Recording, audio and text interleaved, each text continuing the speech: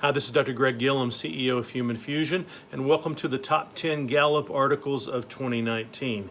This article falls in at number 6. It is called What HR Needs to Succeed, but Most Don't Have, and it was published on July 1st. Now, we had some introductory comments on the first video, and in this one we're going to get into some specific angles. Now, the only thing I don't like about this article is it doesn't get into a lot of specifics. It stays really high level, but hopefully that'll help some of you out there that are thinking about these very things. So the first thing that the article says is to raise the expectations for results so that you can justify the investment, presumably, of your most important asset, that is your intangible people, your intangible human capital asset.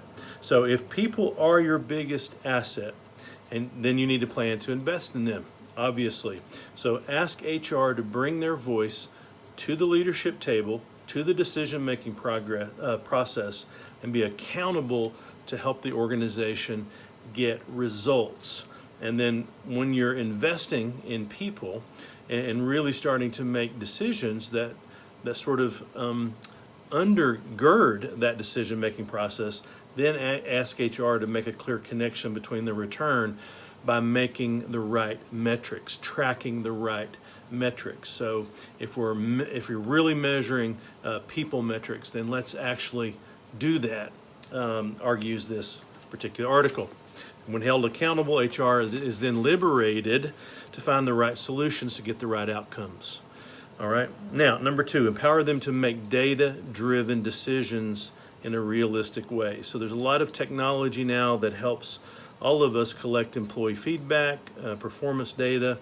That's very readily available now. Unfortunately, there's so much data that oftentimes it stays at the surface level. We don't really have the time or the expertise to really dig down into the data to find really meaningful analysis. And that's obviously a mistake. If we're going to collect data, let's make an investment to devise a strategy around how we're actually going to use it. And that's argument number 2, and empower HR to help you do just that. And the third idea here is to free HR up from primarily focusing on tactical compliance and compensation issues. So a lot of times we ask HR to do, the ethical, the legal, the compliance, the benefit, the compensation, and that all needs to be done. We all need to make sure that they get those types of things done, but it doesn't help them focus on the strategic level that they really need to be focusing on. So support HR in investing in technology that expedites the tactical work.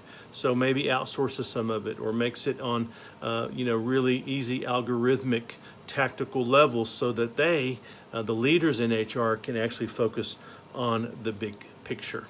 All right. So we'll look at one more strategy in the next video, and then we'll wrap this number 6 article up in the next one. If you like management-related videos like this, please subscribe to Human Fusion, where we'll keep you up to date on all the latest trends that are affecting you as a manager and your management practice.